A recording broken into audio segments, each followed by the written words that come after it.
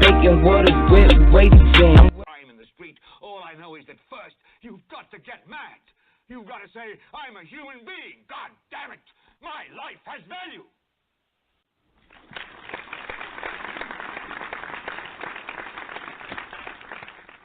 Welcome back, welcome black to In Black America Radio with your host, Rasta B. It's February 9th, 2018, and we're going to be talking about the Deke O'Malley's in Black America. The Reverend Deke O'Malley's preying on the black community, preying on our hopes and our wishes. Guest calling number 646-716-4654. Before we do anything, let me go ahead. Yo. Smoke, are you there? Yeah, what's good? You hear me? Yeah, man. I'm having a little...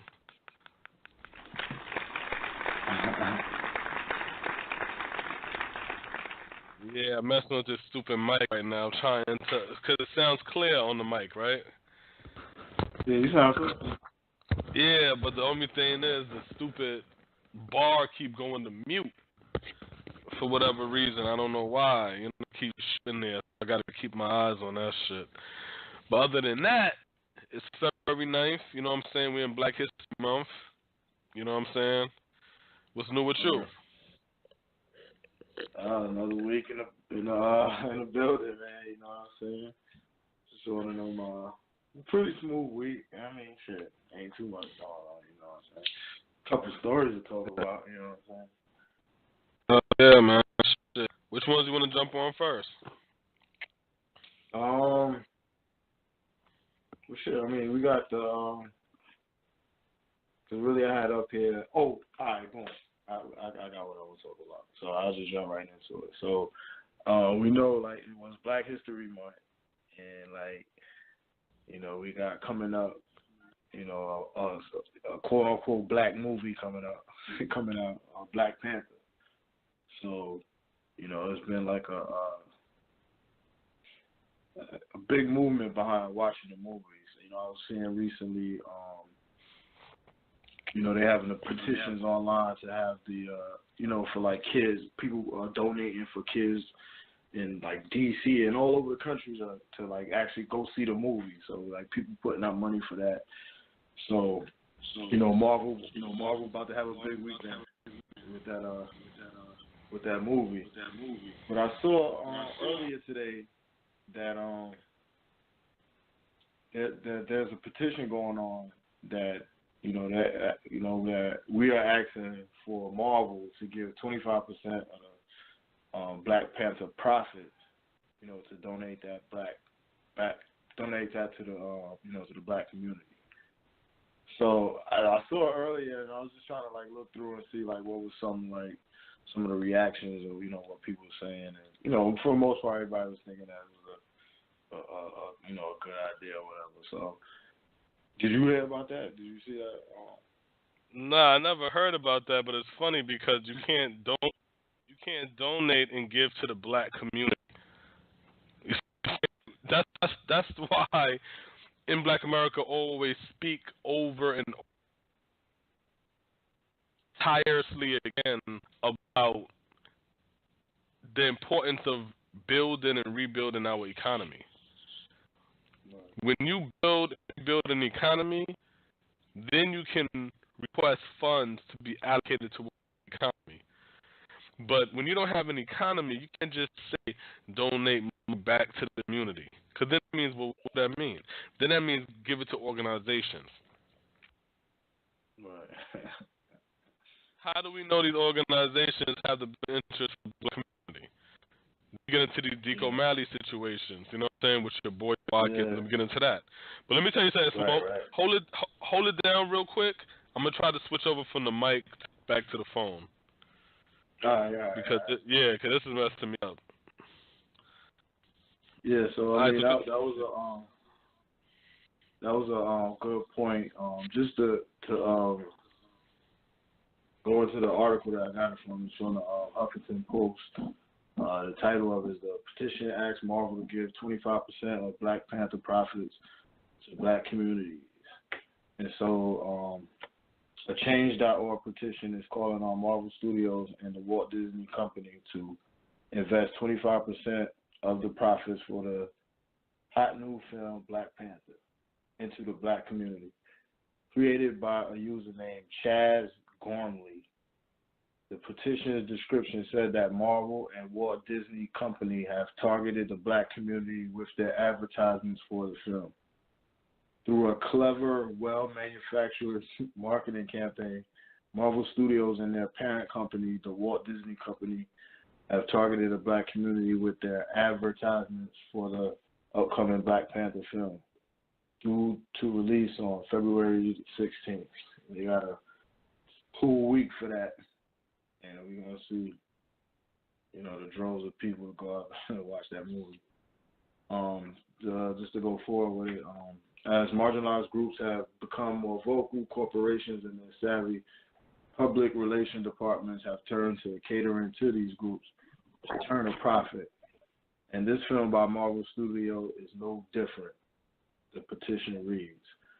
Gormley goes on to say that while it is a symbolic victory to see a major studio film with a majority Black cast, Black director, and art direction helmed by Black artists, this achievement doesn't gain anything for the Black community.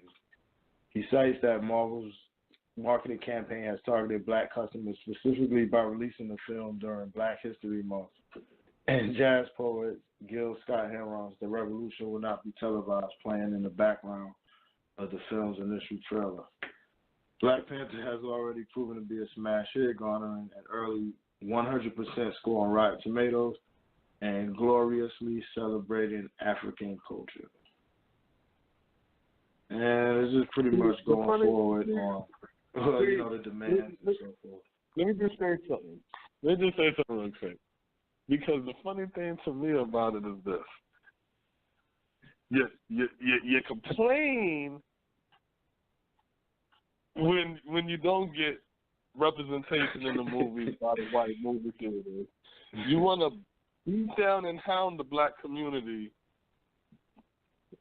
to damn make sure you check your ticket, buy and support these Black movies, because if you do, then these white studios will make more Black movies. Then when these white movie theaters make an all-Black cast, caters, promotes it towards the Black community, because who the fuck else are they going to promote it to? Then drops it on Black History Month. Right. And Black people, not Black people, the supposed Black voice, the voice of the Black community, then comes out because they're doing a shakedown, and they want to shake down the corporation for blood, the name of Black people, by saying that we're outraged that you're exploiting us. And it just gets to the point where it's like, yo, enough is enough. This whole game is about economy. And once you understand that, you get to, all the little games that's being played, you get to see it better. You know what I'm saying? It's easier to reveal. It's not as confusing as people like to make it out to be. That's what it is. No, I was gonna say, to me, it's like it's all part of the bringing Hollywood back. So it's like you're seeing now where there's more Black movies, and they being blockbusters, but it's still the same old Hollywood. So in this case, they're not gonna give no money up. They're not gonna do none of that. They're just gonna cake up off of the Black interest. And so you think that blaxploitation films, back during that time, Hollywood was struggling. They bring those films out. Wait. Hollywood. Before you get into the Black exploitation, remember there was just a fucking movie called Coco about Mexicans. Guess who it was catered to?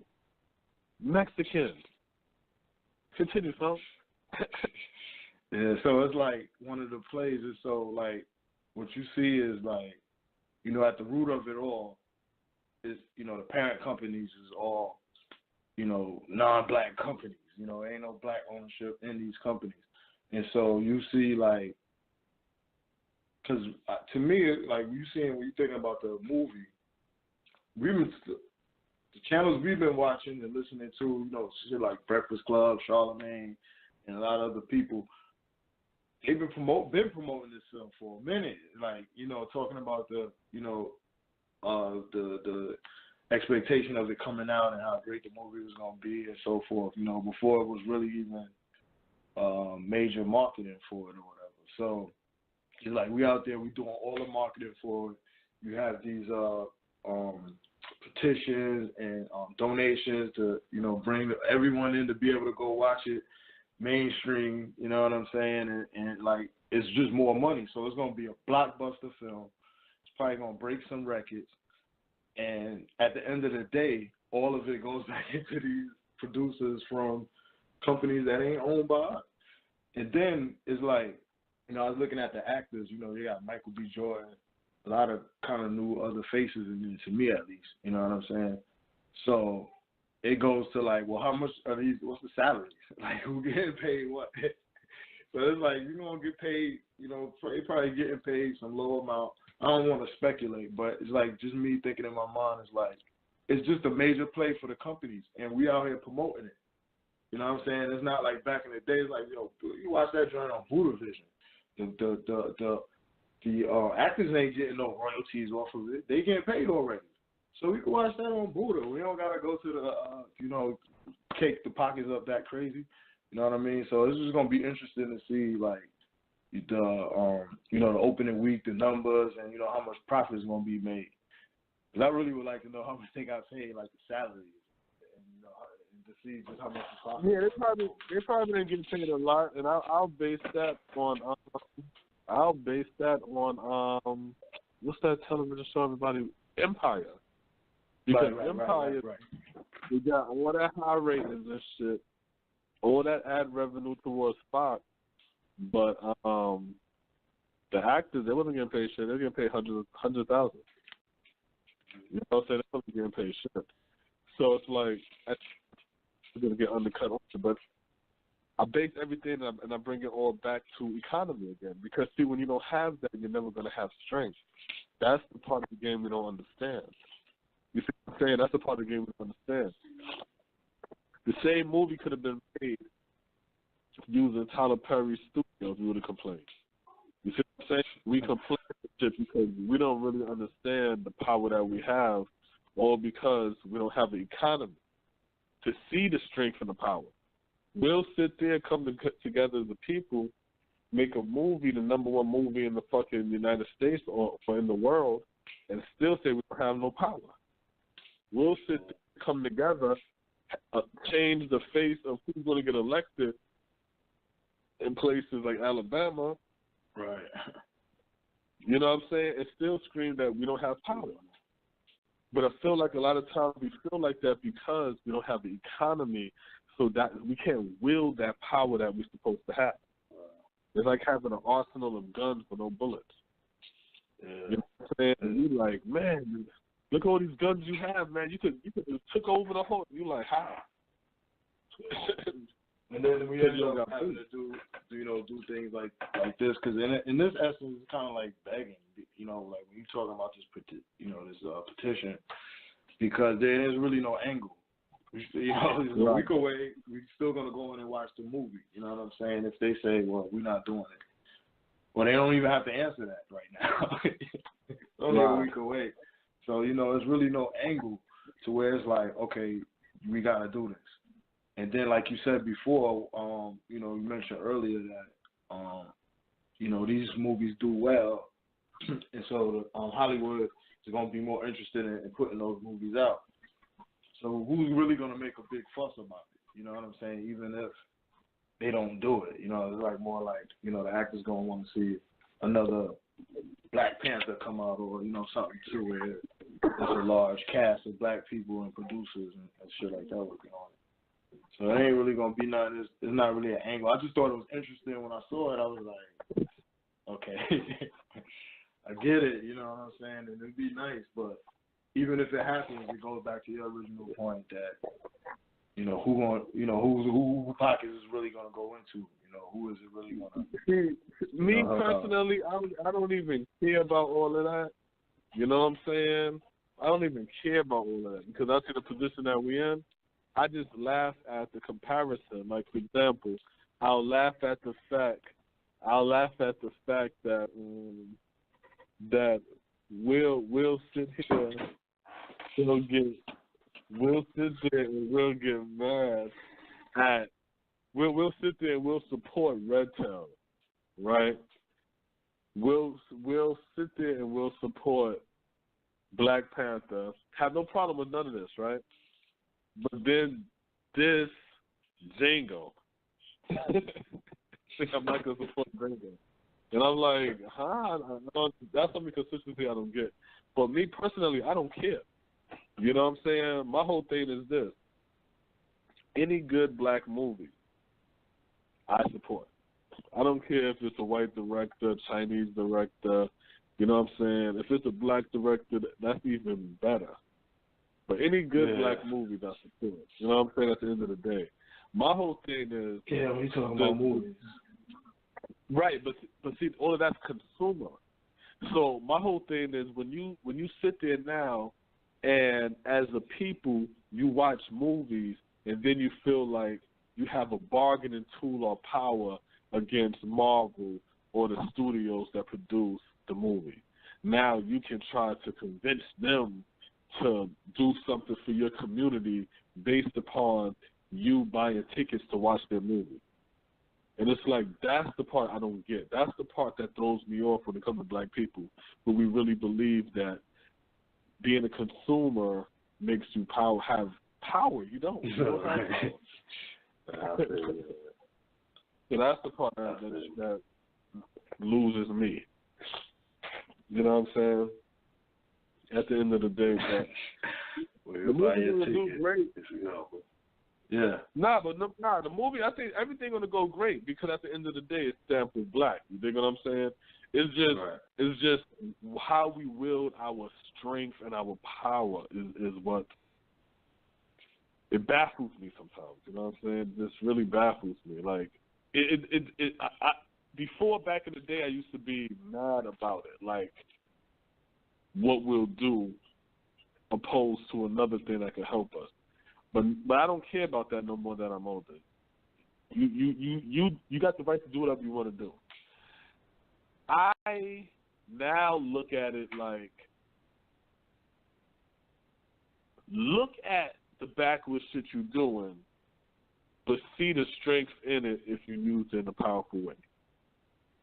You know what I'm saying? If I'm sitting over here and don't have a job, and I'm always hustling up ways to get money, to get $300, $400, $500, so I could buy kicks and expensive pants that could be fly, to turn around and hustle that money up again. Use that money of the way you can hustle money up. Use that to stack some bread up. Use that to flip more money. Use that shit to, you know what I'm saying, to amass you a large amount of wealth to start you a business or some shit like that. You know what I'm saying? Instead of keep living hand to foot or hand to mouth or however it's called. You know what I'm saying? Use that shit that you're doing. Use that to make it work for you instead of against you. You know what I'm saying? So I try to deal with some shit like that now. With it. You know what I'm saying? So that's how that shit go. But what other stories you have, Smoke? Well, I mean, really, the other shit I had up there was that the Boyce Watkins joint. We can kind of go into that because I mean that's really like the gist of the whole show, really. But you had something else? You anything you want to add before we? Nah, just like I'm just gonna tie it together. Alright, that's cool. Yeah. Shit, we could just jump into that. What you think about your girl Omarosa? Did you see her on? I didn't. Nah, I don't watch TV. So what happened? So they got Well, they got the new thing. Well, you know, she's on the on the Big Brother reality TV now, and so it's like a scene in the Big Brother where she's talking to like you know, one of the other cast members or whatever. So she has some like, I guess like a tense moment or, you know, a stressful moment type, so to speak, or whatever. So she like whispering, talking to the dude or whatever. So they like making mention of like, you know, Trump and her time in the, you know, the White House, and like she's talking all alone, like, and like, you know, dude asks her like, you know, about Trump's tweets and stuff like that. And she's like, oh, you know, I was worried about it, you know, and I tried to be that person that, you know, tells him about his tweets and, you know, shit like that. And, you know, she pretty much was like having an angle of how, like, or, you know, making a point to him, like, you know, America is in trouble under Trump. She didn't say those specific words, but that's how they take it, you know what I'm saying? So, you know, they had different people talking about, you know, basically the reaction to it. They, you know, as usual, she's like an outcast from the black community at this point. So it was a bunch of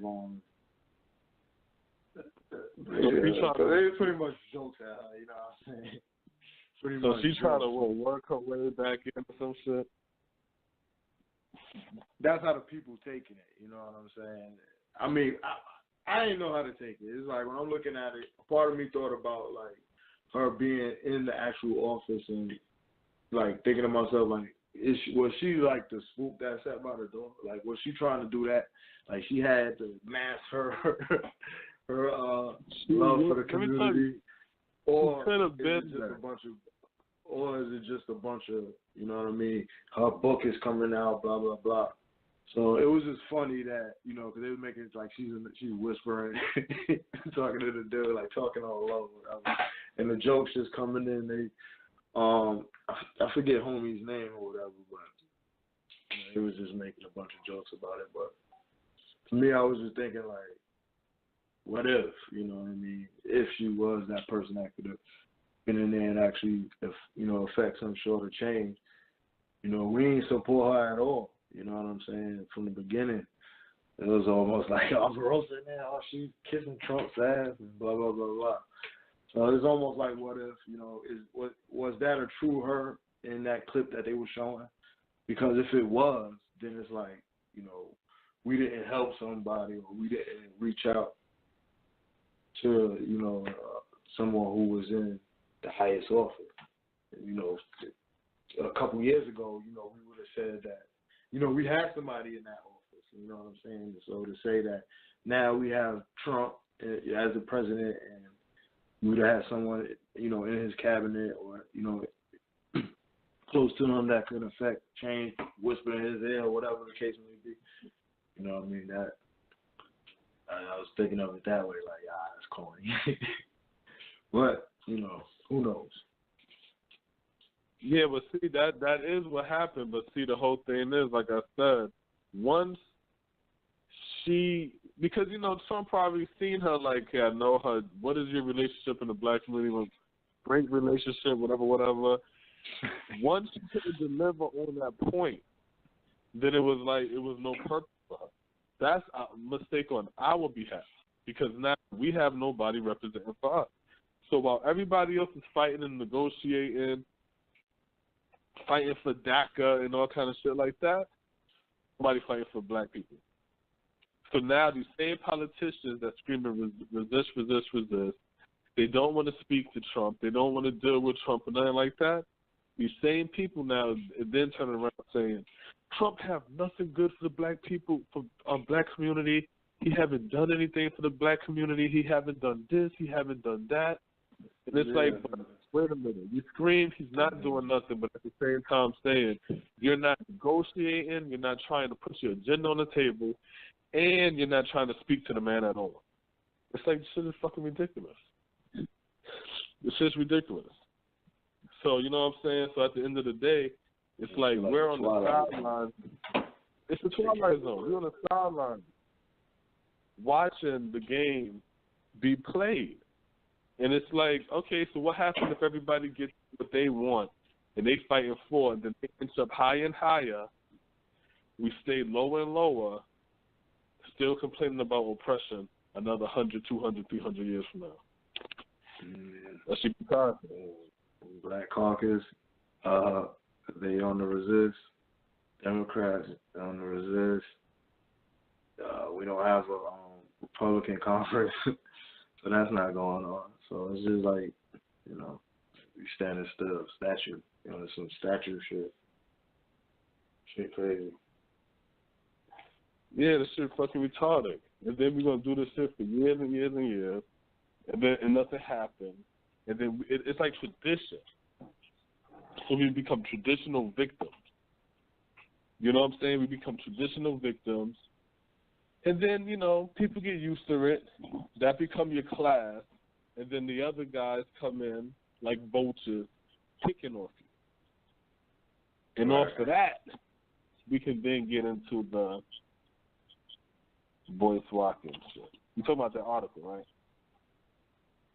Yeah, the article they have from the Root.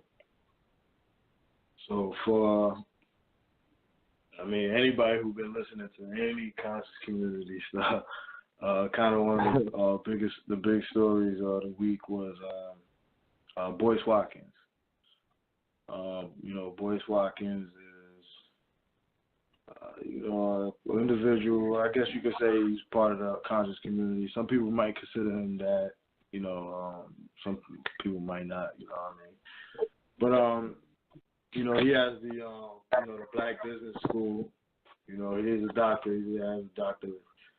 And it was a big issue where he got caught up in a controversy of whether he is actually for the Black community or whether, you know, he's just one of those. He's a planet. Right. Whether he's just one of those, blood suckers. You know what I mean? So there was a video that came out with a Chinese man who, you know, he's speaking to, he's like I don't know, I guess it was an interview or something to the effect, but he was going on to speak about, and the Chinese guy named Charles Wu. So Charles Wu was speaking about how he uses Boyce Watkins and the things that he's doing to sell his products. And so one of the big issues that people were having was that Charles Wu, man, he openly said that in one of Boyce's lectures, you know, with him talking about like Black empowerment and so forth, he openly mentions that he sells his products off of hope, and that he was, you know, happy about Boyce crying, and Boyce was talking about like his upbringing and, you know, things like that, and, you know, he was crying, and so he was pretty much saying like,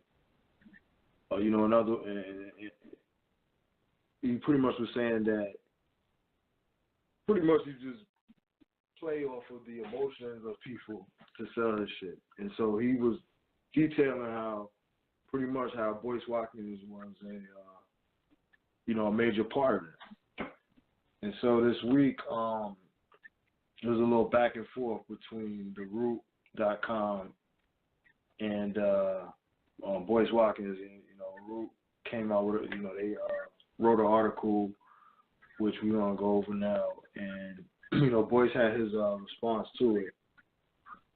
And so, computer kind of froze. Do you got Boyce's response?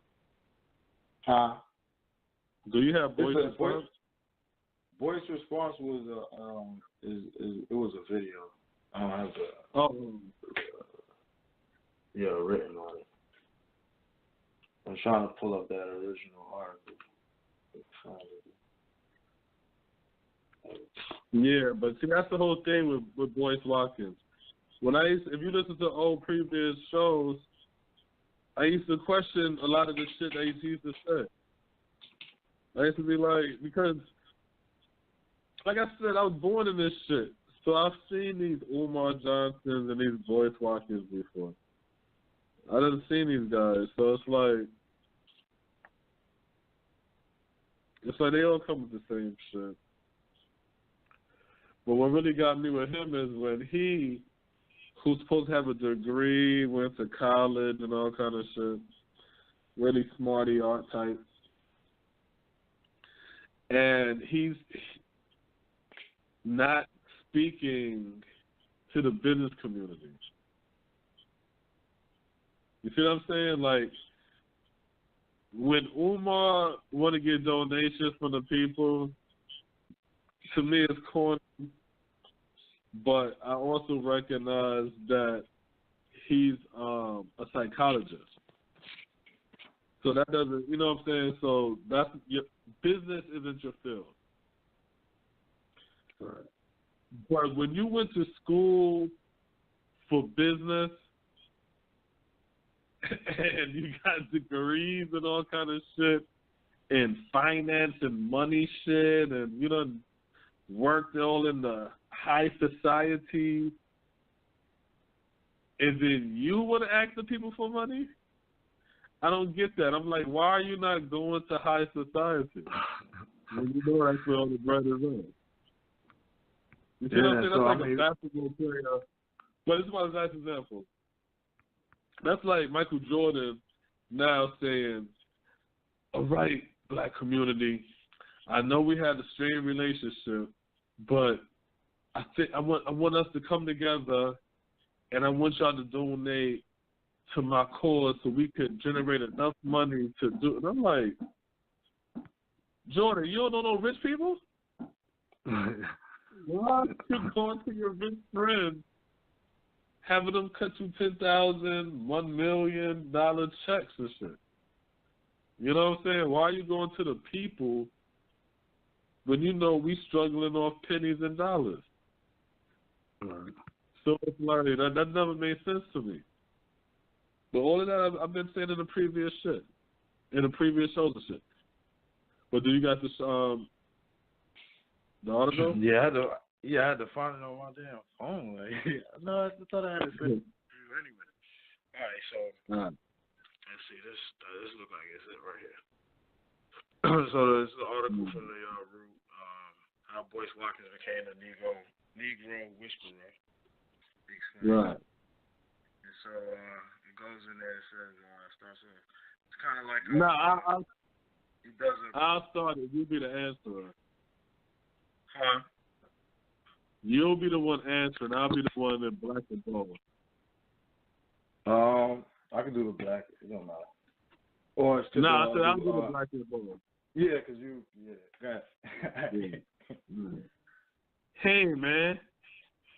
We didn't do any explainer last week, but I really need to talk to you about this Boyce Watkins thing that is bubbling on woke Twitter. Sure. Earlier this week, a video of a screenshot of what seems to be an online conference call began circumnavigating the inboxes of the woke black internet. The video shows two men having a conversation about Boyce Watkins, PhD, and his... Wait, bro. Who the hell is Boyce Watkins? Watkins is the less charismatic Umar Johnson of Black Financial Independence and Wealth. This black business school is a virtual version of Umar Johnson's Kente Cloth Hogwarts for black boy magic. Except, of course, that Watkins really exists.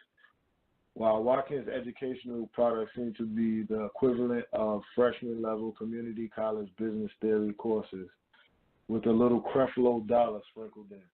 Remember the BBS is 100% black? And BBS is Black Business School. If I were still using the term Hotep as pejorative, which I'm not, I would call Watkins a level 3, low-ranking oncologist, perfect for easing black people who are not particularly educated or experienced in Watkins' area of Kente Clothians. He is a perfect conduit, conning people into becoming practitioners of entry-level dashikinomics. Plus, Watkins School is 100% black, meaning that you don't have to worry about any Caucasian shenanigans creeping into play. Okay, now back to the video.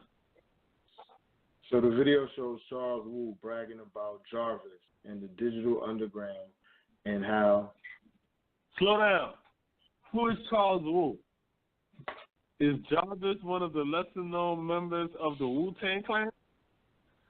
And what does Shock G and Humpty have to do with any of this? Sorry. It's just that there's a lot to cover. The Digital Underground, or DU as it's called, is not a reference to the 90s rap group. It is a course in Watkins Black Business School for $2,999 or the low price of $499 per month, $499 per month. Instead of reading Wikipedia and doing a couple Google searches, you can have Watkins teach you everything he knows about altcoin, blockchain, and Bitcoin, which coincidentally seems to not be much. But for those who don't know anything, it seems like a lot. After all, his name is Doctor, right, in it. Plus you can trust Watkins. He's leading black people toward their financial Juneteenth, his actual term. He's a solid dude. Oh, did I mention the school was 100% black? And what about Jarvis? Didn't he have a barbershop on 23rd Ave? No, Jarvis is the key to the Black Business School's digital underground. The best thing about your $3,000 investment is that you get this analytic software just called just another really very intelligent system, Jarvis, that tells you which cryptocurrencies to buy, when to purchase, when to sell, and is touted as an artificial intelligence algorithm. Jarvis was reportedly created by a mysterious genius named Mr. I, whose identity cannot be revealed, but I'm sure he's black because, again, the Black Business School is 100% black. Watkins has used the digital underground to introduce altcoin investment to tens of thousands of black people who heard about the cryptocurrency explosion and guide them to financial freedom. I mean, I like the song they made with Tupac, but Humpty's always made me a little skeptical. And everyone loved Method Man and Raekwon the Star. How did Watkins get them involved? Again, bro, this has nothing to do with the Digital Underground, the rap group, or Wu-Tang Clan. In the latter part of 2017, Watkins began contacting already established online groups about financial cryptocurrency products. The group spoke with several members of a Facebook group of approximately 30,000 black crypto investors, blockchain developers, and altcoin researchers. According to multiple members of this consortium, each of whom spoke separately to us, Watkins introduced the group to Charles Wu, Mark Moss, and the mysterious Mr. I. Over the course of 3 days, Wu pitched this incredible financial cryptocurrency product to members. After the third day, Watkins' pitchman had convinced hundreds of members to invest $179 a month for access to Jarvis software, $299 per month for access to Jarvis software, plus access to the super secret initial coin offering for a new cryptocurrency, or $2,499 for a lifetime access to the digital underground that included all of the above. Again, it is important to know that the people targeted by Watkins were part of an all-black group, and his reputation as a financial expert dedicated to black financial independence gained him trust among the thousands of followers. Okay, so what's up with the video? Is anyone doing the Humpty Hump in it? Let me know what's going on. Again, this has nothing to do with that digital underground. Please stop bringing it up. The video shows Charles Wu explaining how he uses Boyce Watkins to suck the life and money out of the black community. As the conversation unfolds, Wu explains how he is in the business of selling a movement or a change that he sells as a religion. He shares how Watkins, the main character, sells the main pitch, where Watkins explains how he grew up poor and reveals that it is a practice and planned effort to get a critical close point. recounting how excited he was to see Watkins tear up. Wu admits that Watkins' emotional moment was somewhat manufactured, but it made the orders roll in beyond his expectations. Wait, so Boyce Watkins is basically a shield? It looks like Watkins is selling a version of Wu's generic bullshit repackaged as the digital underground. Not only is it not 100% black, but it isn't even 100% Watkins. But I must reveal something to you. Apparently this was par for the course for Charles Wu. Two different members who heard Wu's pitch recounted how they were turned off by Wu telling potential black customers that they should thank God he was sharing the digital underground with black people. Wu has a history of using race and culture to sell product, which we will get into in a second. Damn, so what do people say? And, well, I can show you some of the social media reactions. They have a tweets in here where they have a tweet of Tyrone Tucker. If this Charles Wu shit is correct and you scamming black people, fuck you, boys. At least Umar hustled by himself. He was nobody pitch man. Boyce responded, never accept criticism from someone who can't match your productivity. Shaming your hard work makes them comfortable. Another tweet in there was, Mr. Watkins, you should be ashamed of yourself, Charles Wu. We seen the video, sold your soul to the devil. And there's a couple other ones. Well, what did Watkins have to say about it? To his credit, Boyce Watkins didn't let it fester or avoid the issue. He did a 2-hour Facebook Live the very next day entitled Dr. Boyce Watkins addressed the Charles Wu controversy. What did he say? He did not address the Charles Wu controversy. He let it fester. At the beginning, he sidestepped a few direct questions by saying that he was not responsible for Charles Wu's words. Then he defended himself by doing what I call a full Umar. He cursed people out, explained how everyone was out to get him, called out a woman who criticized him for having a white girlfriend, and most importantly, asked people what they were doing for the black community, as if that were relevant to the questions being asked. But does that mean Boyce Watkins is a coin artist or a charlatan? Here's the thing, I don't know. Because of how lobby works, I can only say three things are true. Boyce Watkins sells a product that directly targets black people that is usually overvalued and overpriced. We found similar packages on the internet with the same kind of info for much less. Even more damning, Mark Moss, who sold the black business school to Watkins, black followers, sells a nearly identical lifetime membership package to a non-black generic Block United University for $1,000 cheaper. Neither the black business school Jarvis nor the digital underground was created exclusively for or by black people. Much of the course material can be found elsewhere on the internet for a cheaper rate. And Charles Wu has made a career of repackaging generic products, marking them up, and reselling them to the black community. If you like insight into how this works, you should read his detailed summary of how he resold a generic face cream from Amazon.com to black women as prescribed, a cure for acne with skin with melanin. That's what he wants you to believe. But if Watkins is not a con man, then what is he?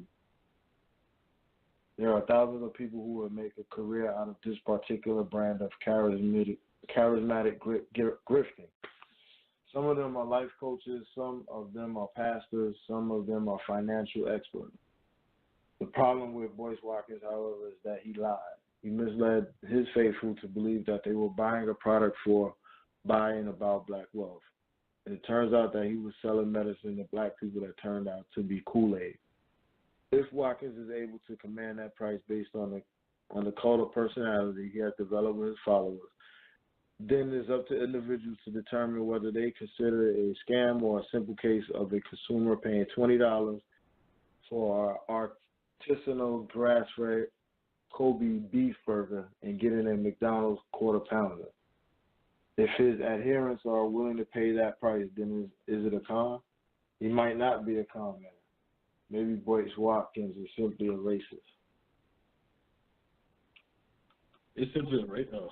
Bruh, he's black. I think that's going too far. Okay, let's imagine you met a white guy named let's find a really white name, okay? I think I know one. Let's say you met a guy named Boyce. A white Boyce targeted black people by using their insecurities, fears, and weaknesses to enrich himself. Let's say he went to black neighborhoods and told black people he could help them with a plan based on building generational wealth and leaving a legacy for your community. Knowing that black communities often have large disparities in wealth and income, what if white Boyce not only sold you something that was created by the people who contributed to your oppression, but also hid that fact from you? What if Watkins' hugely overpriced product eventually left the people he was targeting worse off and further away from financial freedom than when he met them?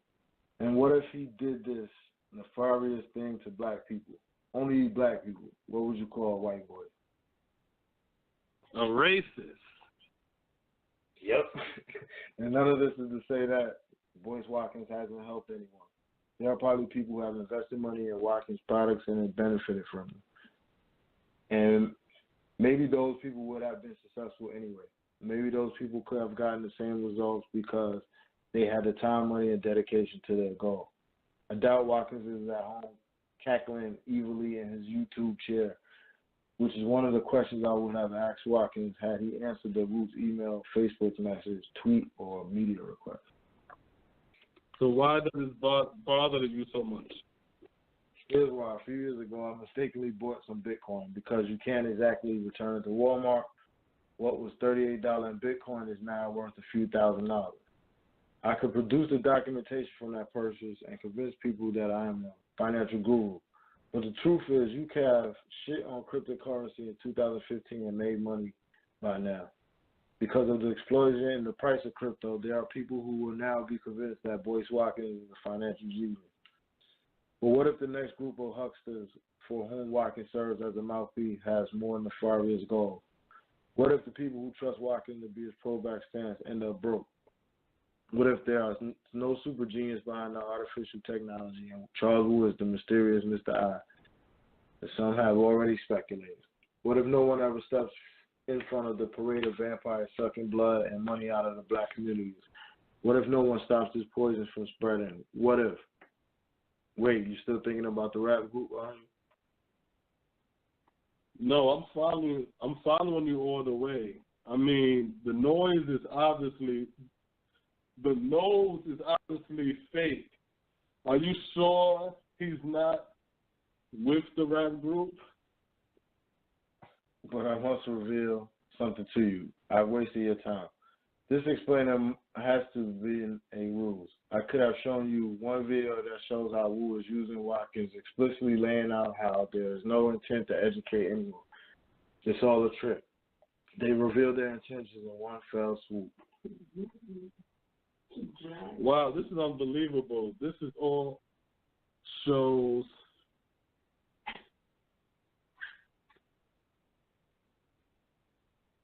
Oh, please don't do this. The Boyce Watkins Wu-Tang Clan ain't nothing to fuck with because I'm begging you. Captures everything around them. $1 bill, y'all. Yeah. That was an article from Michael Harriet on the Road. And so that was his funny diagnosis of Boyce Watkins and what's going on with Boyce Watkins and the Charles Wu guy. That's crazy. You know what that reminds me of? That reminds me of the show that we did when I was saying that you don't got to spend no money to be on nothing pro-black. Right. If you choose to and it don't work, you know what I'm saying? You got to let that ride. But this is just the course that takes because now everybody's seeing that, you know, who the people or the vultures being exposed, basically. It always happens like that. Yeah. Then eventually people are going to stop fucking with it because, again, nothing could be done without the economy. None of the groups talking about the economy. So. I feel you on that. Because, yeah, I mean, basically, information, I mean, I understand, like, you know, like when you helping people, you know, you looking up information, you know, sometimes that's, you know, it could be time consuming. So, you know, taking the time to write out a manual or something like that, you know, you paying a few dollars where you compile information together and you make it easy for someone. I can see, you know, charging a few dollars for that. You know what I mean? Be, you know, something reasonable. But, you know, these guys be promising the damn world for you. Like, yo, yeah, because it's all up. You know what I'm saying? We get you this. You'll be in a house. And then, you know, it's like you don't pay thousands of dollars to these dudes. So a lot of times, that, you know, it's like that information, we're in the information age. You know what I'm saying? So for, you know, it's different when you following someone, you might be listening to their thoughts, you might want to pick up something off of there. But anytime you're trying to buy something, especially a substantial amount, we start talking hundreds of dollars, I mean, you should definitely be researching how else you could possibly get that information. But see, that's why I they say, praying on it. But that's why I say, whatever you buy, like, I got to look at that as you chose to do that. So if you get burnt, just learn that that's fire. But you don't got to spend no money to be conscious. It's all about just supporting and not supporting. That's how I see that. I had watched the brother Dorothy Diamond's video. He got a video up where he interviewed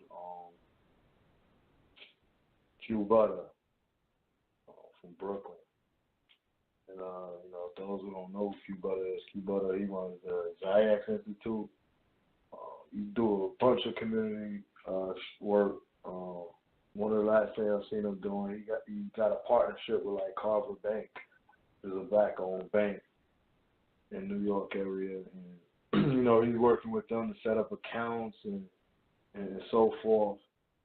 Inside, in the video with Doggy Divers, he was also speaking about how they're trying to set up like youth centers around the you know, around the country. So right now he's in Baltimore, or he's speaking to some people in Baltimore where he found a space that you can rent for like $500 a month. And he was also saying, like, you know, within those spaces you can, like, you know, pretty much have your own school. So he was saying there's a program, IXL, which is like a learning program website where you can go to for homeschooling. So anybody who has like a homeschooling program, you can go there to get like the lessons, and like it gives you like the certain strategies and the what do you call them, like the certain levels to make sure with that the curriculum that you giving your kid at home meets like the state guidelines and so forth, so that when they graduate, it's in line with, you know, with the state guidelines, and your homeschooling to be legal. So he was pretty much saying how, like, for $500 a month, he could go rent a space in Baltimore. The IXL program, he was saying, is that, like, the access to it is mad cheap. You could have access to up to, like, he said it's one, I can't remember the exact price, but it's something like $2,500, and you get access to, like, for like a whole year for like 500 kids or something to that effect. It's like a large amount of kids for their price. And so he was pretty much saying that that's what they doing now. So he wants to try to get some investors. He's pretty much saying, like, all the black businesses in Baltimore area, you only need 10 of them. They can get $50 a month. That's the $500 for the rent. And then they have that program in there already So really all they got to do is fill it now with, like, counselors and, you know, teachers or whatever to help the kids or whatever. So he was bombing on Omar about that because he's like, yo, it don't cost that much to get a schooling program. He's like, he trying to raise all of this money, you know what I'm saying? And then, you know, you don't want people to pocket watch, but he like, yo, everybody else pocket, the government pocket watch, the IRS. Like, yo, what are you talking about? You know what I'm saying? Like, you're supposed to be out here doing. So, yeah, you know, I was watching that with Q Butter, and he was just pretty much speaking on that, on practical things you can do. Because he also spoke about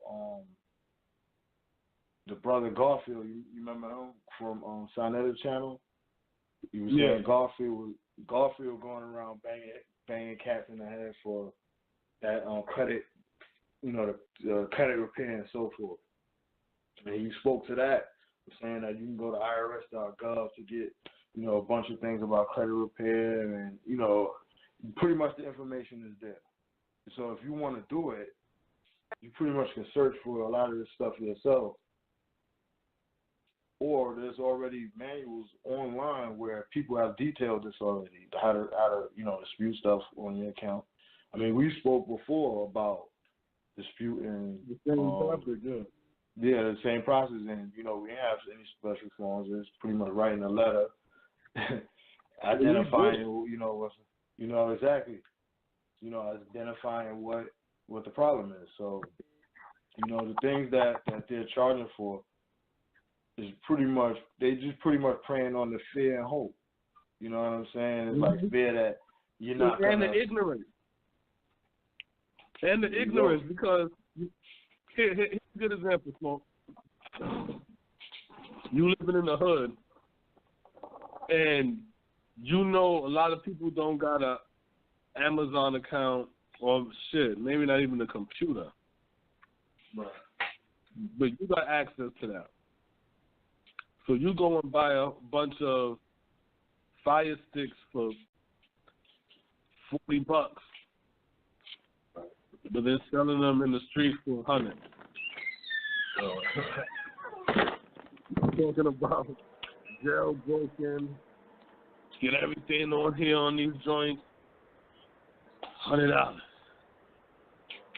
But you buying them from Amazon for $30 and $40. You know what I'm saying? So that's what's really going on. They're playing off your ignorance. So it's the hope. It's also the ignorance. Yeah, the hope. But it's the hope. Because the fear is there already. You know what I'm saying? Being broke. You know what I'm saying? You see the talk of like Bitcoins and people getting rich. So it's like the hope. You know what I mean? People scared of being broke. People hope to get rich, you know what I'm saying? And that happens a lot in our community, especially when you think of, like, just how society is overall is like a microwave society. So people trying to get rich quick, find a quick way to turn around 20 years of bad credit history in one swipe of the credit card or something like that, you know what I'm saying? So we always trying to find like a quick fix. We also religious. So, you know, we believe in things that ain't logical. So a lot of us have that base, even though we may talk about being woke and things like that, we still tainted with religion. And so these cats, they understand that shit. And so that they just use that to sell the products. And so, I mean, you see, like, you know, going back to Q Butter, you see that, like, because it's one thing to talk it, and it's another thing to do it. But also it's how you doing it. It's also how you doing it. And so you see the brother there is like logical shit, like, yo, you don't need me to do this. You can go right here and talk to this person, boom. And you know, that's a lot of how his talk is. It's nothing fancy. You know why? But let me break down why though. I'm gonna tell you why. That's because when you being told or this shit being sold to you like it's hard or harder than what it really is, then you say to yourself, man, I got to learn this shit so I could try to help my people. I might even charge them less. But then when you find out how this shit works, You be like, oh, hell no. I can't sell this shit to my people. And that's what I be saying on the show when I talk about the foo-foo lie. Right. I can't do that foo-foo lie shit. I can only just actually keep it real, yo, and let you know what it really is. That's why I'm standing there alone saying, yo, that nigga Trump about to win. While everybody else screaming Hillary. And here they go smoke. Not just they screaming Hillary gonna win. They turn around and says Hillary gonna win because we're entering the age of Aquarius, leaving Pisces, and Mercury is rising, and all kind of other shit. They try the numbers, and if you add the numbers up to her first and last name, and check her zodiac sign, and then we'll eat it and say, yo, that's deep. That shit sound like it could work. But then it'll be somebody like me that's like, yo, Trump got this shit, yo, because everything he's saying is deep down is what white people really want. Then they'll look at me and be, brother, you sound stupid. So then I gotta wait until what I've been saying proves itself. While everybody else runs it in.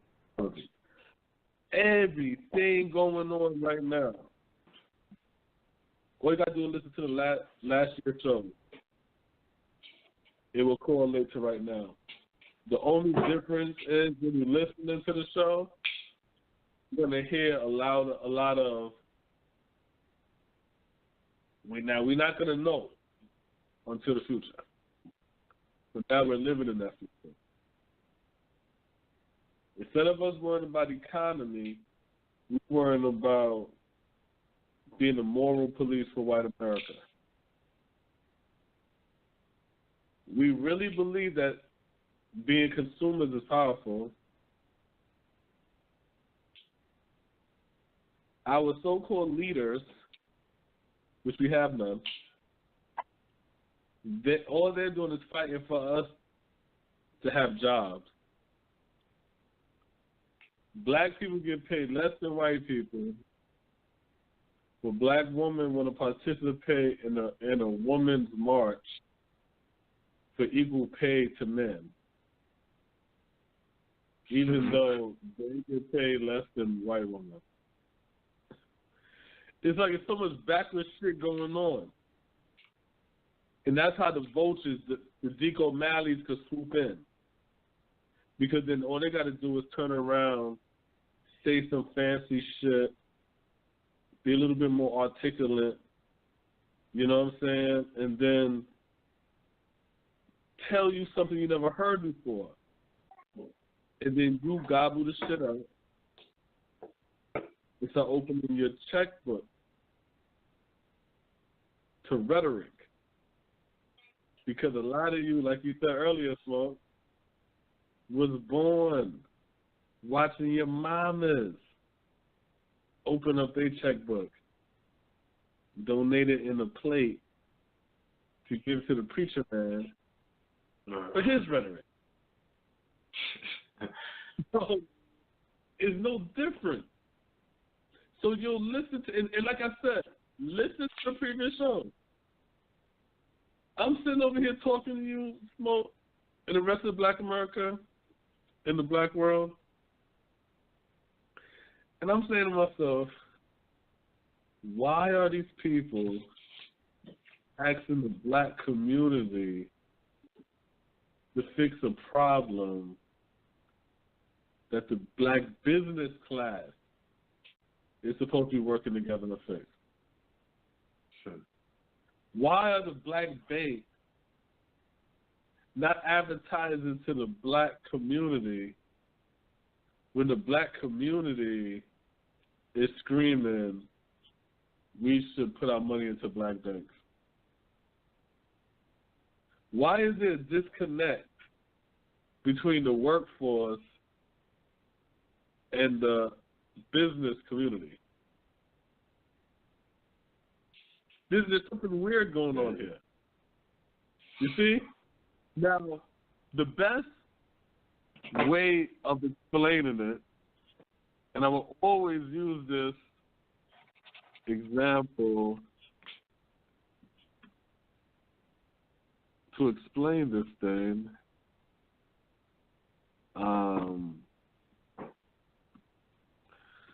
It's going to do the capitalism pyramid. Excuse me. All right. So if you Google capitalistic pyramid poster,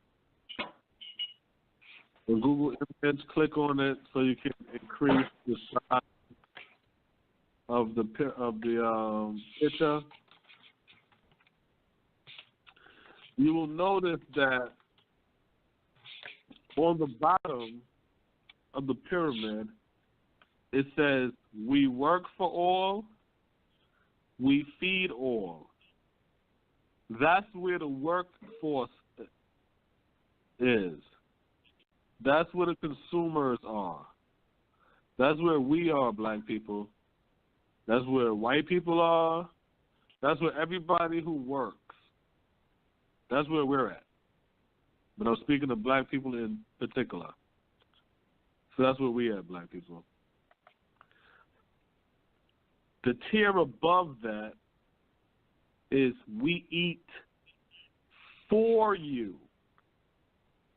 We eat for you. That's where your athletes and entertainers are. That's where your politicians are. That's where your Boyce Watkins and your Umars and your Polites. And this is the tier everybody tries to get to. We eat for you. These are the guys, they sell things to the people underneath them who are the we work for all and we feed all. That's the consumer. Then it's the we eat for you. Then above that, we shoot at you. That tier is the police, the military, etc. Above that tier is we fool you. That's religion. That's the religious tier. We fool you. And then above that tier is the elite. We rule you. We rule you. And then above them is capitalism, a big bag of money. So that's why when you listen to the Umars, when you listen to the Boyce Watkins, when you listen to these black boulets, these preachers, these people that sells you nothing, meaning you give money but get nothing physical out of it. So you're giving physical money for emotional gift. If that makes any sense. You're giving physical money for an emotional gift. You're giving physical money for affirmation. You see what I'm saying? But you got to pay attention to that capitalistic pyramid poster, because when you see that, you'll understand. We work for all. That's why our politicians always screaming for us for more jobs. We feed all because we're consumers, so we spend our money on we eat for all. So that's why I'm not shocked and nobody should be shocked about this Boyce Watkins revelation.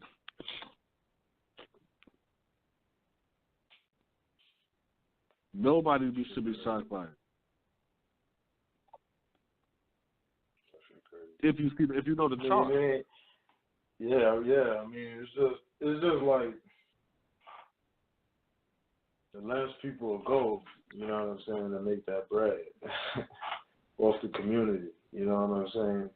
So it's like, yeah, we seen the Boyces, you know what I'm saying? It could be something he got caught up in, you know what I'm saying, in the sense of he had tried to establish something first and, you know what I mean, got in over his head and who knows, you know what I'm saying? But this shit is just like, it's really a mind game, man. You really have to think and be on your feet in this fucking world right now. You know what I'm saying? Because what you looking at that you thinking is good for you, it feel real good, it sound good, it's really some bullshit. You know what I'm saying? And it's like, it clearly going back to the Boyce case, clearly it's just them playing on your emotional strings. So you can't be emotional in your thought process. You got to think about it, man. You got to be smarter. Because they coming at us on all fronts. And even somebody that may look like a friendly is caking up off you. You know what I'm saying? So we got to be smarter in who we attaching ourselves to and following. And especially when it comes to, putting out money. You know, we speak on here with the the savings. We used to look at the savings numbers, and they've been dropping ever since last year when we introduced it. So money definitely in the black community shouldn't be something that we wasting. And this is one of those cases. So yeah, smart enough. I think the thing when it comes to boys,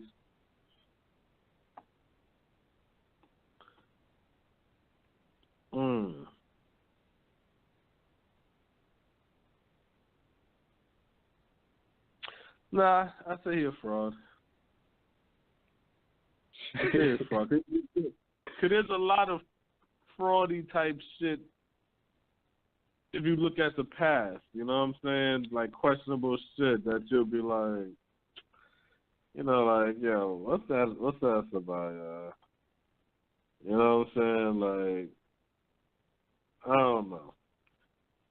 I can't even see. I mean, it's just a lenser that you go on. If you say, if the Charles Wu guy wasn't affiliated with Boyce, then you'd be like, well, all right, somebody else is, you know what I mean? They piggybacking off what he doing, you know what I'm saying? It's like, all right, I get it, you know what I'm saying? But he's affiliated with him. He knows this guy. So it'd be hard to imagine that he talking one way and not talking the same way with Boyce. You know what I'm saying? So it's like,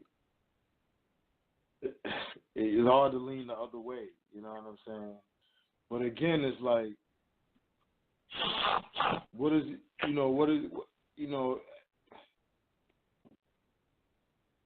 it's just taking advantage of the fact that black people are consumers and we don't know.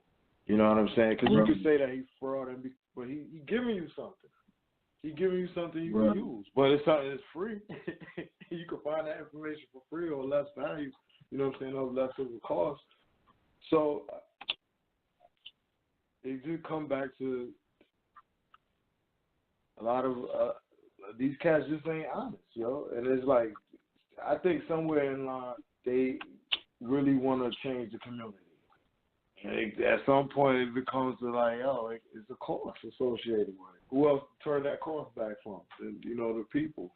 And then it's like you just selling generic shit. You got some shit that you got from this guy that he built already. You just patchworking shit together and selling it and saying that it's a cash. It sounds good, but it's just like really helping somebody. My question is like, you see a lot of patchwork shit. What are they selling? They're not. Just like I said, the answer to this whole shit is the economy. I don't care what nobody say. You can debate, challenge, whatever the fuck you want to do. You can't get around that. We live in a capitalistic society. So if you don't have the economy, then there's nothing. You can't solve none of these problems that we have. You need an economy. Point blank, period. So if these guys aren't working towards building an economy, which is you really working with the black business community and pulling them together in banks and things of this nature, politicians and the top tier black people, and pulling them together, never speaking to the common black people, because that's not our business. You're supposed to be speaking to the top tier blacks. They're supposed to be the ones at a table with a big ass map,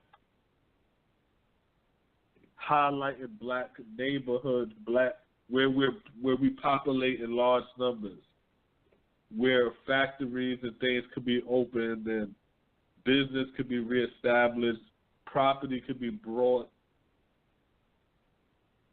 But that's action. That's spending money. But you know how you make money, Smoke? Telling black people what you want to do.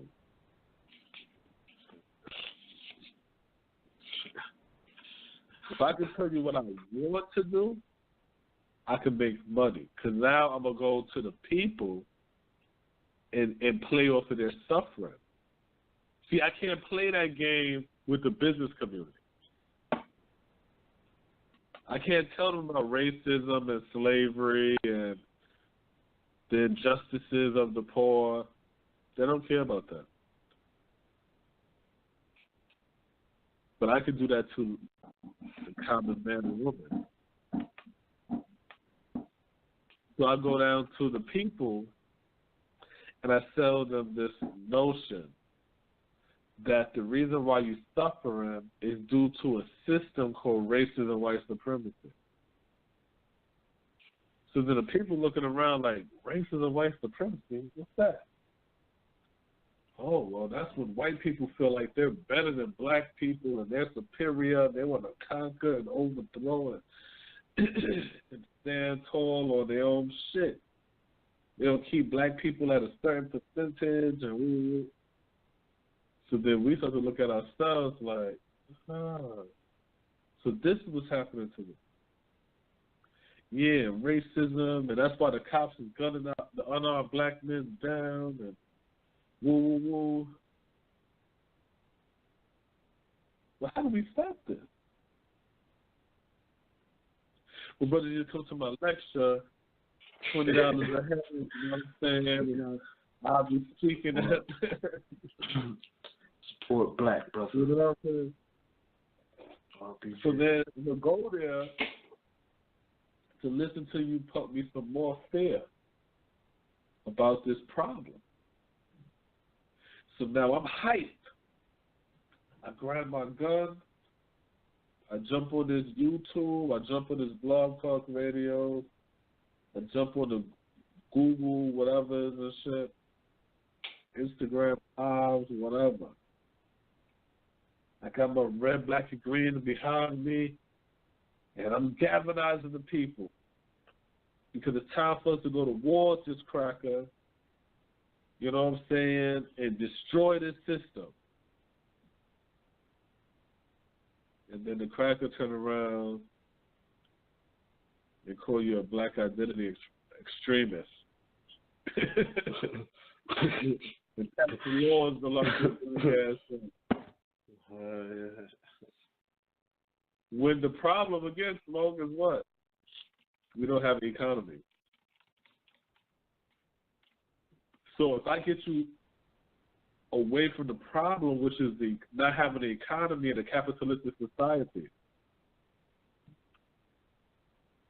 and then I have you focusing on the emotional problem which is the result of not having an economy in a capitalistic society. Now you're getting mad because you're being taken advantage of. But guess what? That's what happened in a capitalistic society. The weak get preyed upon. So the Chinese, who we're not even getting, the big story shouldn't be the Chinaman and boys working together, playing off the hopes of black people. The real news of that should be the study of black people from these Chinese and how they use that to market to blacks and obtain wealth through blacks. They don't need boys to do that. They've been doing that for decades in our communities with the Chinese restaurant, the nail store, the hair store, the liquor store, and every other store, flea markets, and all kind of other bullshit. So Boyce Watkins, they didn't start with him. He didn't create some shit. You dig what I'm saying? But the reason why the Chinese do that because business is war. So you look at it like this, well, I got a strong economy out here in Georgia. So now I look at South Carolina, and I'm like, yo, do they have what it is that I'm selling here? And you're like, nah. And I'm like, what? So I'm going to check out there. I'm going to try to expand my shit out there. So now I got more Chinese restaurants all out in South Carolina. No competition. You know what I'm saying? Getting that paper. Yeah. So now you can sit there and say, yo, that's fucked up. You put your Chinese restaurants in this neighborhood and there's no black restaurants in here for black people to eat. I feel you. But that's not how capitalism works. Damn sure don't. Market society. Nobody gonna wait on you. Yeah. You lost out. You know what I'm saying? You lost in the source. Out. Now you try to open that shit up in a Chinese shit. It ain't gonna work. We ain't even getting a conversation. We ain't having a conversation. We ain't even getting a conversation to even buy a building to go out there, rent a building, whatever. Yeah. None of that shit working. But now, what you could do, you could slowly try to force your business in other nations' economy. Right. But that means you have to have a stronger economy. You can't do that with no economy. Because your economy will have to fund that business there. Maybe the parents, because that's how the Asians and everybody did it. Well, maybe the parents may not fuck with you, but the kids will. You dig what I'm saying? The kids will fuck with you. And then you get them indoctrinated to send their bread back to you. So all it is war. So that's a process. Time frame. It's a process in a time frame, but it's only going to work when you got an economy. See, if these guys is not building an economy, none of this shit gonna work. So basically, what I'm saying is, anything else that they're talking about is bullshit. It's always going to be bullshit. It's never going to work. You're always going to see scams. Like, here's another example, so. Like, when I listen to the people that talk like the Garfield and shit type, be like, yeah, and you go to the bank and you get a loan. And I'm like, what? That's your game plan? And what if the banks don't give you a loan? It's like y'all don't really know how to give money. So pretty much these is like overpriced Band-Aids. It may help some people.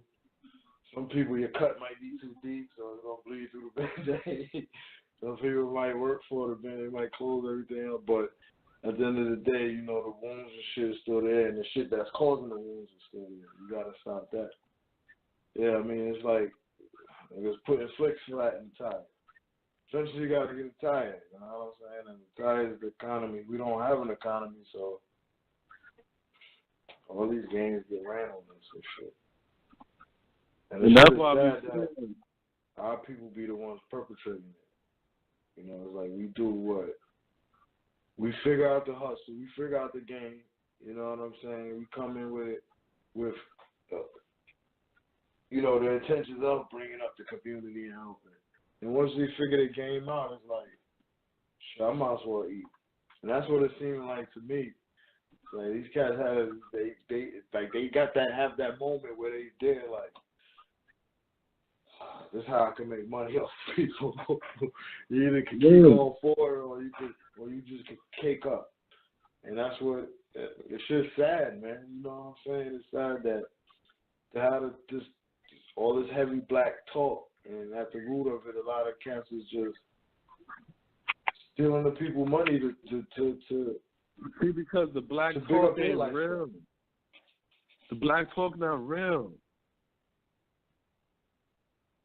See, we live in a capitalistic society. So the black talk isn't real. Everything gonna have a price tag on it. This is capitalism. Everything's for sale. When you understand that, then you move back different in the life. But when you don't understand that and you want to think socially and all kind of shit like that, it's like living in the ghetto and you don't lock your doors. You know what I'm saying? And it's like, and you're complaining about people breaking in or stealing and why people can't respect one another in the hood. And you like, yo, you live in a ghetto. This is one of the most high crime area in the city. Lock your door. But you don't want to lock your door. You want to complain about the it's cause and effect. So you want to complain about the outcome of you not locking your door, and constantly complain about that without just locking your door. That's the position that we in. The vultures are able to come in because we openly let you know that we don't have shit, but we want something. It's like seeing people outside like, yo, man, I wish I could spend some money someplace, but there's no place for me to spend money. And you keep hearing people say that shit. After a while, you know what I'm saying? You're going to be like, right, I got something for you. And that's what's going on and shit like that. So it's not nothing for us to be shocked about. It's just to understand that them people, because you know what it is too, Smoke? A lot of times them people look at it like this is the way for them to get bread off of motivating the people to maybe elevate themselves into another thought process. And it is what it is. I don't care about that. But these people are created when you don't have an economy, because they know the only thing that you need is hope. Like, you need hope. You need something to believe in.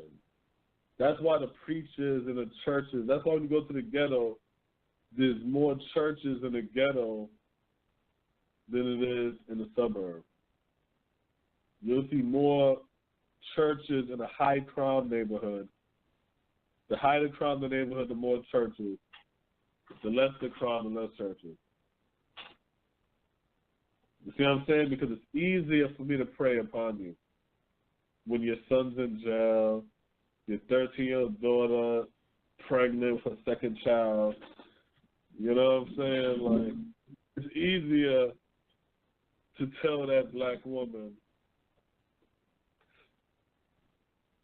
if you don't keep donating and giving your 10% and believing in the story, you're never going to get blessed. Look at your life now. You ain't just get to this situation. But before you got here, how many times did you go to church? Oh, no, not a lot of times. Before you got to the situation, how many times did you give your 10% to God? Oh, no, I ain't giving to God. Well, that's your problem. So I expect to see you. I expect you to donate and give your tithe. Goodbye. And that woman will do that. Because every time she look at her life, she's going to say to herself, I want something better, but I don't know how to get something better. So you're going to listen to this preacher man. You're going to listen to this social worker. You're going to listen to this slick-talking people tell you dreams and sell you hope and change.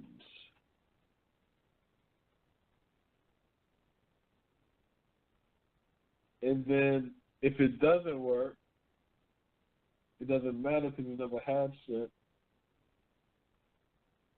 If it does make you better, it's a hook, line, and sinker. Yeah, got you. Got you. You'll be lifetime, but lifetime. I could drain this beat. So that's how the game goes. Now that we all understand the game, put it in the back of your head. Pay attention to just like the root said. When it was time for boys to address the controversy, the root said what, Smoke? He went full Umar, right? Full Umar. You see? And what did they say? He started attacking people, attacking a woman, attacking this, and it's like, you better give me my money. I'll pay our money. You know what I'm saying? But you always notice there's a pattern. There's a pattern. Yeah. When you don't have an answer for shit. There's no answer. There should be an answer. If you don't have an answer to something, and you're somebody that speaks, have opinions, and so-called solutions and advice, but then when you're caught up in some shit, you don't have nothing to say, then you're running game. You don't got the right intention. You're more concerned about your image. And if it's still good enough to get money from the people than to even explain yourself, fuck out of here. So that's how you got to look at it. Yeah. The problem that black people have, we don't have the economy. That's the problem. If nobody talks about solving that problem, then all they're talking about is the outcome of that, the end result of not having that or whatever. So if they're not talking about building an economy, they can't sell you nothing Because whatever they're trying to sell you, that shit, it ain't nothing. Clean your credit, then you can do that on your own. So what else you need?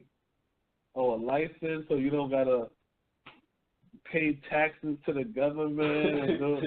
And it's a capitalistic society. Play with the IRS and play with that money if you want. It's capitalism. They locking, like that don't even make sense. They locking niggas up for talking black. You think they niggas ride on taxes? Yeah, only people who not paying taxes who ain't working. You sell dope and they knocking you on it too.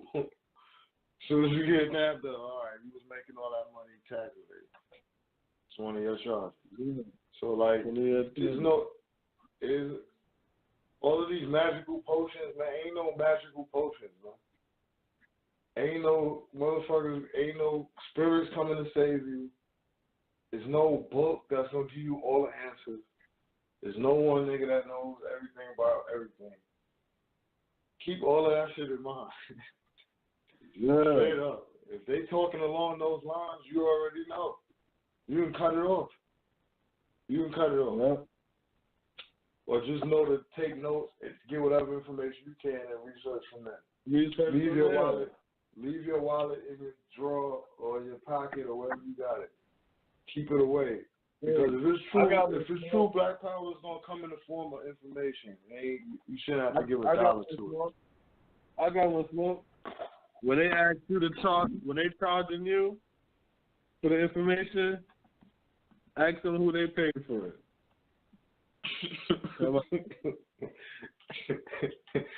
Yeah.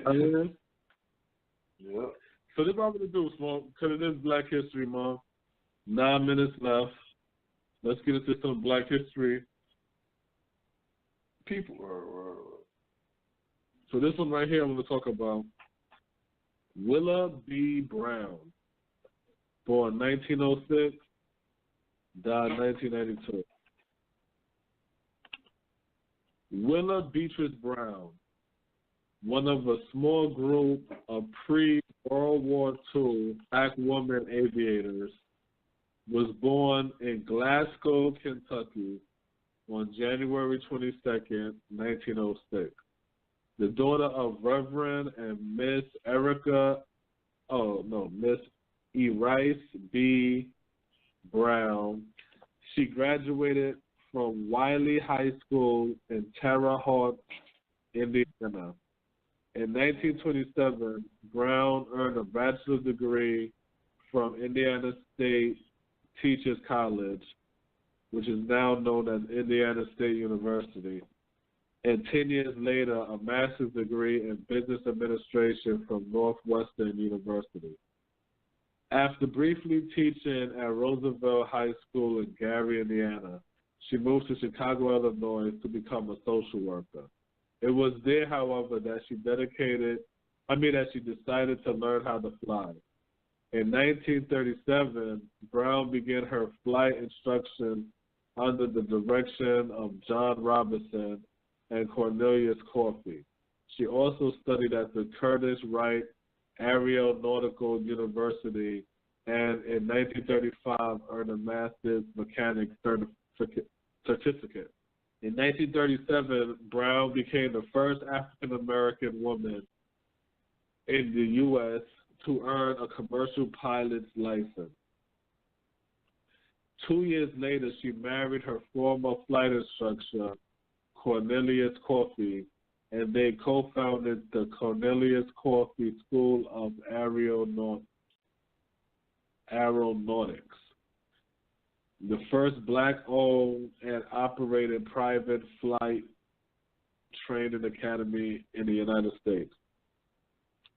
In 1939, the Coffey School was awarded a contract by the federal government to train Americans to fly airplanes in case of a national emergency.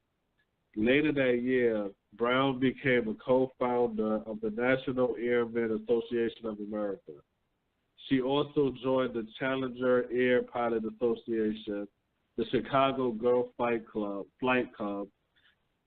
and purchased her own airplane all between 1939 and 1940. By 1941, hundreds of men and women had trained under Brown, including many men who later became members of the same Tuskegee Airmen. Brown was the director, coordinator of two aeronautics administration programs, the CAA program, one at the Harlem Airport and the other at the Wendell Phillips High School in Chicago. Brown achieved another distinction in 1941 when she became the first African-American officer in the U.S. Civil Air Patrol. She was commissioned a lieutenant. The United States government also named her federal coordinator of the Civil Air Patrol Chicago unit. In 1943, Brown earned her mechanic's license, becoming the first woman in the United States to have both a mechanical's license and a commercial pilot's license. In 1946, Brown, a Republican, also became the first African-American woman to run for Congress.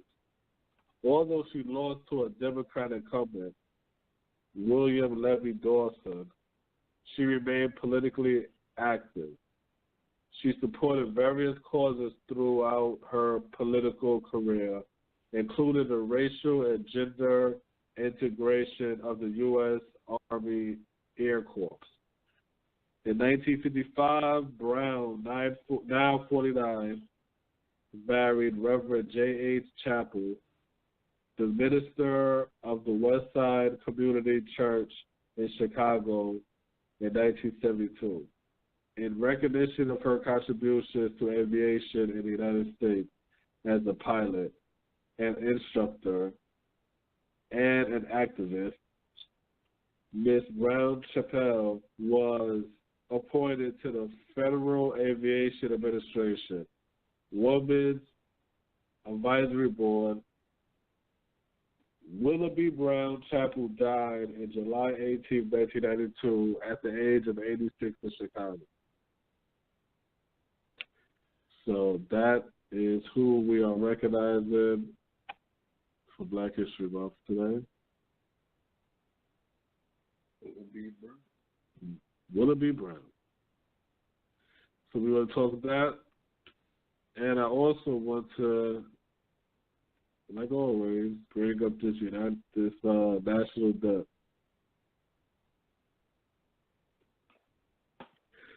So the statement per family, 4,693. It's really locking in on this 4 though. I think we're coming to the bottom. But it's really locking into that 4 heavy, you know what I mean? When it was in that 10, it seemed like it was dropping every $500.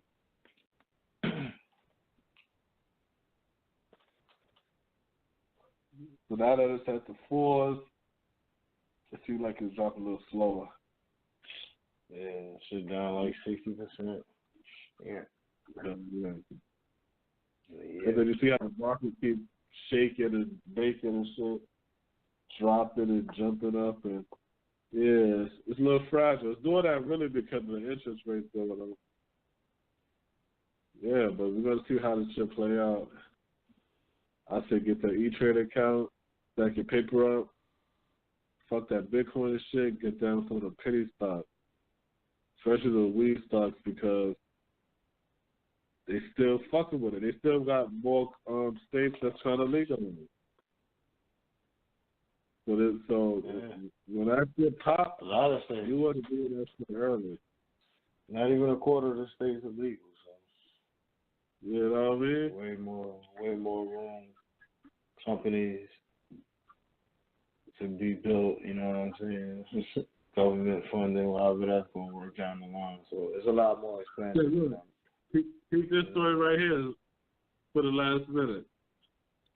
Trump stops Israel from exporting medical marijuana, putting future of $1 billion industry in doubt.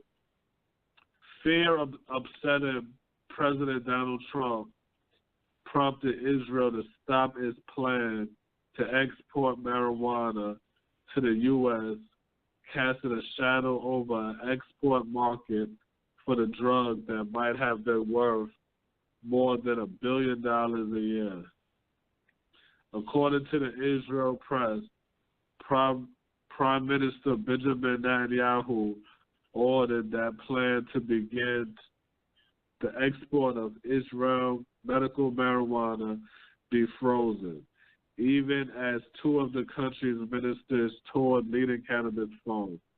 Plans to open Israel's world-leading medical marijuana to export had the backing of the country's health, agricultural, and financial ministry.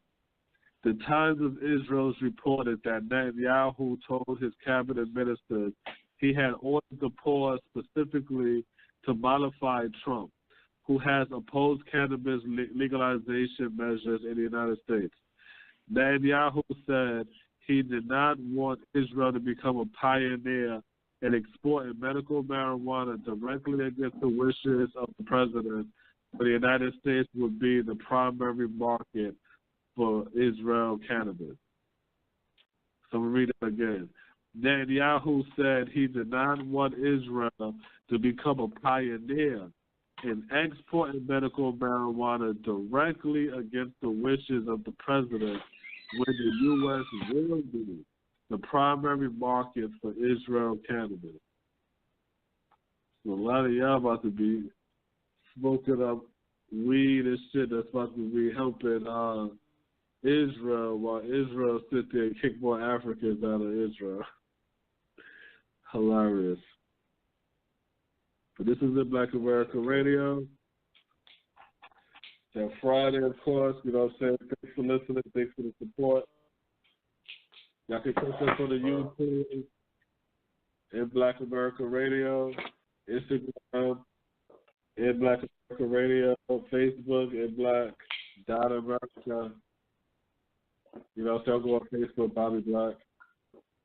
You know what I'm saying? You want to pass, say to us, Smoke? Yo, thanks for listening, man. Another Friday in the building, man. We back. Breaking them molds, man. 808 Mafia.